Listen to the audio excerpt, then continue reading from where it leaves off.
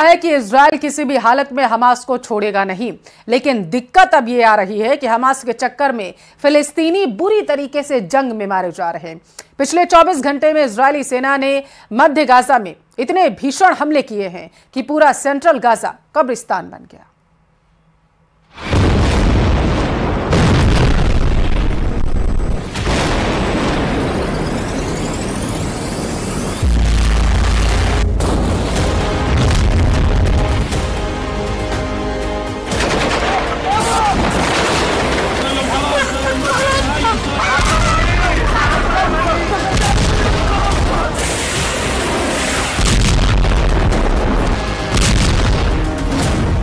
आधी रात भून डाला मध्य गाजा।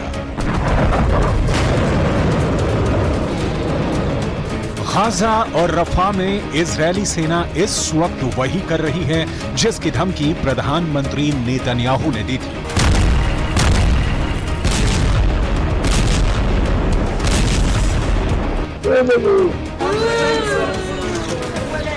हमास भी इस वक्त वही कर रहा है जिसकी धमकी हमास के 4 टॉप कमांडरों ने इजरायल को दी थी।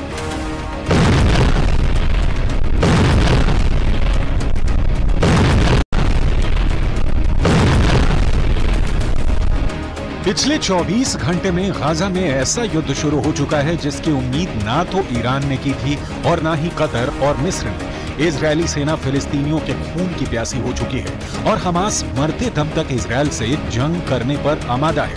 हम आपको अब ये दिखाने जा रहे हैं कि कैसे आधी रात से इजरायली सेना मध्य गाजा में खूनी हवाई हमले कर रही है, जिसमें दर्जनों फिलिस्तीनी मारे गए हैं। फिलिस्तीनी अथॉरिटी के दावों के मुताबिक आधी रात से इजरायली सेना मध्य गाजा को हवाई हमलों से भून रही है। हवाई हमले इतने ज्यादा घातक और सटीक हैं कि मध्य गाजा में मौजूद इमारतें तेजी से तबाह हो रही हैं। दावों के मुताबिक आधी रात से लगातार भारी बमबारी में गाजा सिटी पर जमकर हवाई हमले हुए हैं। वहीं गाजा से सटे शुजाया में इजरायली हमले में इमारतें तबाह हुई हैं, जबकि शेख इजलिम में हुए हवाई हमलों में कई आम फिलिस्तीनी मारे गए हैं। ताल अल हवा में हमास के लड़ाकों ने बेशक इजरायली सेना पर पलटवार किया है, लेकिन वो हमले लगभग नाकाम साबित हुए हैं। कुल मिलाकर गाजा सिटी, शुजाया, शेख इजलिम, ताल अल हवा में दर्जनों लोग इजरायल के भीषण हवाई हमले में मारे गए हैं। اللي أمر بقتلنا ما استنكر في المحافل الدولية، ما أمر بوقف إطلاق نار، حتى هذا الشعب يدخل له الأكل والشرب بطريقة محترمة. جعلونا وحوش مجرمين على بعضنا عشان نتلقى الغذاء، نتلقى الطعام. اللي ما ماتش من المساعد من المظلات مات على الكويت، مات على النابلس। हमास का पलटवार 24 घंटे से खूनी युद्ध। जनवरी के मध्य में प्रधानमंत्री बेंजामिन नेतन्याहू ने दावा किया कि इजरायल ने गाजा में हमास की 2/3 लड़ाकू रेजिमेंटों को तबाह कर दिया है, लेकिन उन्होंने मारे गए लड़ाकों का कोई आंकड़ा नहीं दिया। हालांकि युद्ध से पहले आईडीएफ के एक अनुमान में गाजा में हमास के लड़ाकों की संख्या करीब 30,000 बताई गई थी। टाइम्स ऑफ इजरायल ने 19 फरवरी 2024 को आईडीएफ के हवाले से खबर दी, हमास के 13,000 लड़ाके मारे गए थे। युद्ध शुरू होने के बाद आंकड़े बताते हैं कि गाजा पट्टी में मारे गए लोगों में कम से कम 70% महिलाएं और बच्चे हैं। पिछले 24 घंटे में मध्य गाजा में जिस तरह से इजरायली सेना ने भीषण हवाई हमले किए हैं, वो साबित करते हैं कि हमास को लेकर इजरायली सेना जरा भी रहम नहीं दिखा रही है। अंधाधुंध हवाई हमले गाजा से रफा और उससे सटे इलाकों में किए जा रहे हैं। इजरायली हवाई हमलों पर किए गए दावों के मुताबिक पिछले 24 घंटे में इजरायली हवाई हमले में 28 लोग मारे गए हैं, जबकि 51 से ज्यादा फिलिस्तीनी इजरायल के हमले में बुरी तरह से घायल हुए हैं। इजरायली वायुसेना गाजा सिटी में रिहायशी इमारतों पर अंधाधुंध हवाई हमले कर रही है। स्थानीय मीडिया के दावों के मुताबिक तबाह इमारतों में सैकड़ों फिलिस्तीनी बच्चे फंसे हुए हैं। इजरायल काफी समय से इस बात पर जोर दे रहा है कि वो मिस्र की सीमा से लगे शहर रफा पर बड़ा जमीनी हमला करेगा, क्योंकि हमास की आखिरी बटालियन यहीं पर छिपी हुई है। ऐसे में दावा किया जा रहा है कि 7 अक्टूबर 2023 के बाद से आईडीएफ के हमलों में कम से कम 34,596 फिलिस्तीनी मारे गए, जबकि 77,816 फिलिस्तीनी हमलों में घायल हो चुके हैं। ואני מברך על כך שממשל ביידן הבהיר שלשום שזו עדיין גם עמדתו. ואני מבקש להעביר דבר נוסף. ישראל היא לא זו שמונעת עסקה. חמאס מונע עסקה. דרישותיו הקיצוניות נועדו להביא להפסקת המלחמה והשארתו על כנו. זאת אומרת, להבטיח את הישרדותו, את שיקומו. आधी रात भून डाला मध्य गाजा। इधर इजरायली सेना हमास के टॉप कमांडर्स को मारना चाहती है, लेकिन दिक्कत यह है कि हमास चीफ वानिया कतर में छिपा बैठा है, जबकि सिनवार मिस्र से सटे रफा की सुरंगों में आबादी वाले इलाकों में छिपा बैठा है। इजरायल इसलिए बार बार कह रहा है कि रफा में हम ऑपरेशन शुरू कर चुके हैं। 4 जनवरी 2024 तक इजरायली सेना गाजा में 65,000 टन बमों से हमला कर चुकी है। इजरायल के भीषण खूनी हमले में 400 वर्ग किलोमीटर इलाके में 23 लाख फिलिस्तीनी फंसे हुए हैं। इजरायल दिसंबर 2023 तक गाजा पट्टी में 29,000 से ज्यादा बम बरसा चुका है, जिसमें गाजा पट्टी में मौजूद 70% से ज्यादा इमारतें पूरी तरह से तबाह हो चुकी हैं। कुछ दावों के मुताबिक हमास की 80% सुरंगें इजरायल की भयानक बमबारी में तबाह हो चुकी हैं, लेकिन रफा में मौजूद हमास की सुरंगों को तबाह करना इजरायल के लिए बहुत बड़ा सिरदर्द है, क्योंकि सुरंगें ठीक घनी आबादी के नीचे हैं। अगर यहाँ पर इजरायल 3,000 किलो के बम गिराता है तो यहाँ पर हजारों लोग मारे जाएंगे। אני אלחם בזה בכל כוחותיי. כפי שהחיילים שלנו מאוחדים להגן עלינו בשדה הקרב, אנחנו מאוחדים להגן עליהם בשדה המדיני. יחד נלחם, ובעזרת השם, יחד ननצח। पश्चिम की एक मीडिया रिपोर्ट के मुताबिक इजरायल अब तमाम दबावों के बावजूद हमला नहीं रोकेगा और ना ही हमास को बचने का जरा भी मौका देगा। अब देखना होगा कि हमास इजरायल से मुकाबला और कितने दिन तक कर पाता है। बारूद बरस रहा है तो कहीं आसमानी आफत। अरब के कई देशों में बेहिसाब बारिश के बाढ़ के हालात बना दिए गए। संयुक्त अरब अमीरात के 8 शहर सैलाब संकट से जूझ रहे हैं। दुबई जैसे शहर में बारिश का ऑरेंज अलर्ट जारी किया गया। 15 दिन पहले ही दुबई में जैसा सैलाब संकट आया, उससे भी भयानक बाढ़ आने की वार्निंग मौसम विभाग ने जारी की। आखिर अरब देशों में अंधाधुंध बादल ब्लास्ट जो हो रहा है वो क्यों हो रहा है, इस स्पेशल रिपोर्ट में समझिए।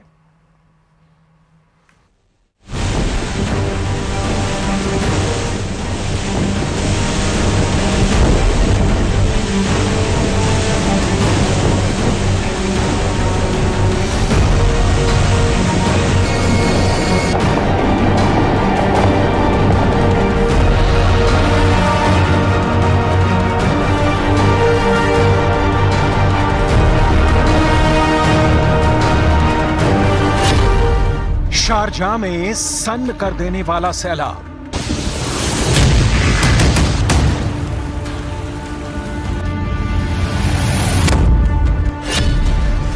दहाड़ते दरिया में डूब रहा अबू धाबी।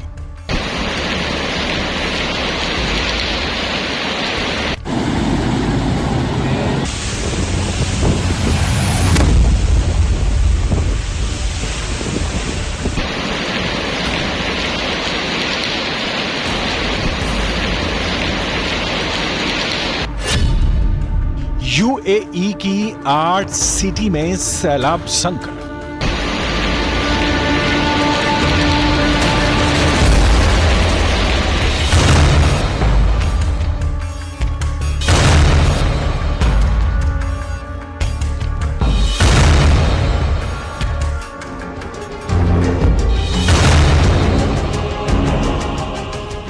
दुबई दरिया बनी है और उसी दरिया में दिन गुजार रहे हैं लोग।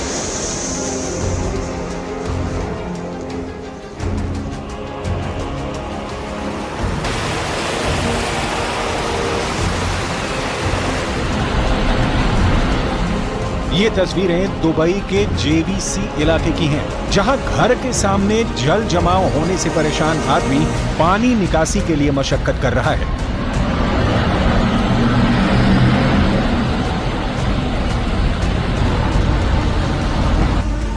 दुबई के तमाम इलाकों का यही हाल है, लेकिन हालात इससे भी बदतर होने की भविष्यवाणी है, क्योंकि अरब के रेगिस्तान में जल प्रलय का अलार्म बज गया है।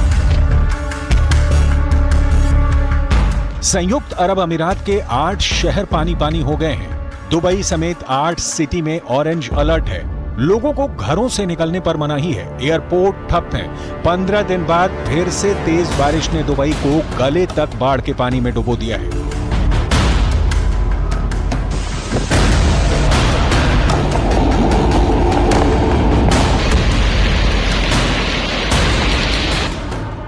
बारिश के कारण कई शहरों में जलभराव की समस्या शुरू हो चुकी है। यूएई के मौसम विभाग ने 3 मई तक पूरे देश में भारी बारिश का अलर्ट जारी किया है। दुबई के इंटरनेशनल एयरपोर्ट से 4 उड़ानें तक रद्द कर दी गई हैं। दुबई की मीडिया खलीज टाइम्स के मुताबिक शहर में बारिश के कारण स्कूल और बस सेवाओं को अगले आदेश तक के लिए बंद कर दिया गया है। शारजाह सिटी में पानी भरने लगा है। अबू धाबी के शेख रशीद बिन सईद स्ट्रीट एयरपोर्ट पर भी तेज बारिश के बाद पानी भर गया। दुबई पुलिस ने मौसम की मार से लोगों को बचाने के लिए अमीरात के कई इलाकों में सड़कों को बंद कर दिया है। अरब मुल्कों में मूसलाधार बारिश ने हालात बिगाड़ रखे हैं। 30 अप्रैल को सऊदी अरब के मदीना ने बेहिसाब बारिश में बाढ़ के हालात बने थे। बारिश के बाद आई बाढ़ ने सऊदी अरब के उत्तरी हिस्सों को सबसे ज्यादा प्रभावित किया। अल उला और अल मदीना प्रांत में भीषण बाढ़ देखी गई। मदीना की मस्जिद अल नबावी में भारी बारिश का पानी तेजी से गिरते हुए देखा गया। तूफानी बारिश को देखते हुए सऊदी अरब के 2 सूबों में स्कूलों को बंद कर दिया गया। मदीना में कई सड़कों पर बाढ़ का पानी आने के कारण यातायात भी रोक दिया गया था।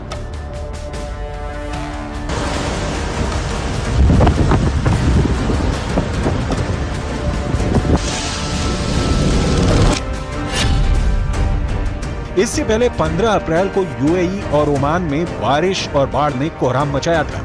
रिकॉर्ड तोड़ बारिश से तब दुबई इंटरनेशनल एयरपोर्ट दरिया बन गया था। दुबई के हाईवे बाढ़ और बारिश से लबालब थे। दुबई में बादल इस कदर बरसे कि बुर्ज खलीफा जैसी बुलंद इमारत भी पानी में घिर गई थी। 15 और 16 अप्रैल को दुबई में रिकॉर्ड तोड़ बारिश हुई थी।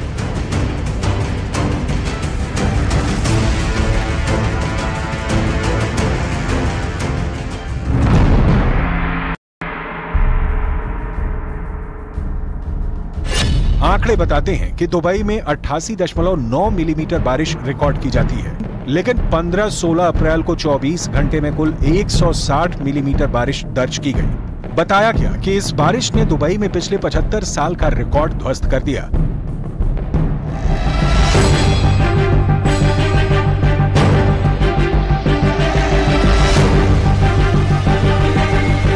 तब यूएई के राष्ट्रीय मौसम विज्ञान केंद्र ने पुष्टि की थी कि ज्यादा से ज्यादा बारिश के लिए क्लाउड सीडिंग करवाई गई। भीषण गर्मी से निपटने के लिए और तापमान को कम रखने के लिए दुबई में कृत्रिम वर्षा का ये बहाना मौसम वैज्ञानिकों के गले नहीं उतर रहा है। पहले जानिए क्लाउड सीडिंग क्या है। जब एक निश्चित जगह पर निश्चित समय में बहुत ज्यादा बारिश हो जाती है तो उसे हम बादल फटना कहते हैं। बादल फटना इस बात पर निर्भर करता है कि क्लाउड सीडिंग से कितने बादल जमा हुए हैं। अगर बहुत ज्यादा भाप से भरे बादलों की पहचान करके उसमें क्लाउड सीडिंग करा दें तो बादल फट सकते हैं। ऐसे में संभव है कि यूएई समेत खाड़ी देशों में इसकी वजह से तेज बारिश आई हो, जो बाढ़ की वजह बनी।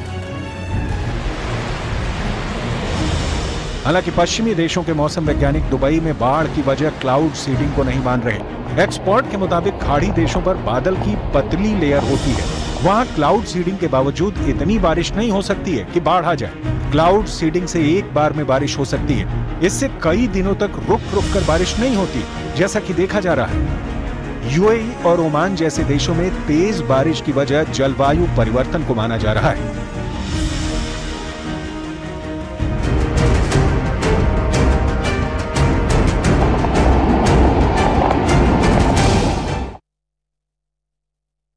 खबर है, बताया जा रहा है कि झोपड़पट्टी में भीषण आग लग गई है, जिसकी वजह से कई झोपड़पट्टियां जो हैं वो जलकर खाक हो चुकी हैं। जानकारी ये मिल पाई है कि सिलेंडर में ब्लास्ट हुआ था और इसी वजह से आग लगी। हालांकि जैसे ही मामले की सूचना दमकल विभाग को मिली, वो मौके पर पहुंच गई है। तस्वीरें आपके टेलीविजन स्क्रीन पर आप देख सकते हैं कि किस तरीके का भीषण आग का तांडव जो है वो पटना में देखने को मिला है। दमकल की टीमें मौके पर मौजूद हैं। आग बुझाने की कोशिश लगातार की जा रही है। बताया जा रहा है कि बुद्धा कॉलोनी में ये आग है जो लगी हुई है। तो इस वक्त की बड़ी खबर आपके टेलीविजन स्क्रीन पर, जहां पर झोपड़पट्टियों में आग लग गई, जिसकी वजह से कई झोपड़पट्टियां जलकर खाक हो चुकी हैं। हालांकि इससे नुकसान कितना हुआ है इसकी जानकारी जैसे ही आएगी आप तक पहुंचाएंगे। फिलहाल की जानकारी ये कि सिलेंडर में ब्लास्ट हुआ था बताया जा रहा है और उसकी वजह से झोपड़पट्टियों में आग लग गई। दमकल की गाड़ियां मौके पर मौजूद हैं और आग बुझाने की कोशिश की जा रही है। जैसे ही झोपड़पट्टियों में आग लगी, आसपास के इलाकों में हड़कंप मच गया और बड़ी संख्या में लोग भी वहां पर एकत्रित हो चुके हैं। दमकल विभाग की टीम पुलिस के साथ मिलकर और स्थानीय लोगों की मदद से आग पर काबू पाने की कोशिश लगातार कर रही है। तो इस वक्त की बड़ी खबर है, बिहार से पहुंचा रहे हैं, जहां पर बुद्धा कॉलोनी में झोपड़पट्टियों में भीषण आग लग गई।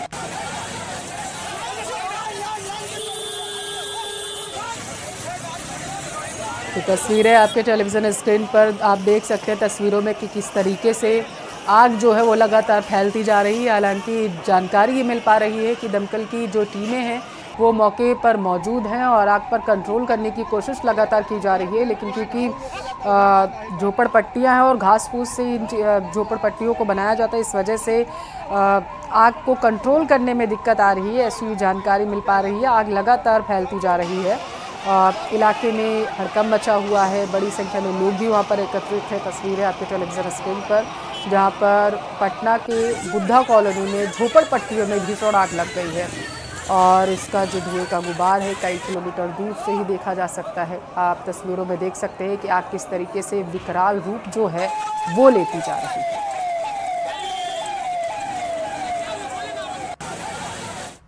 और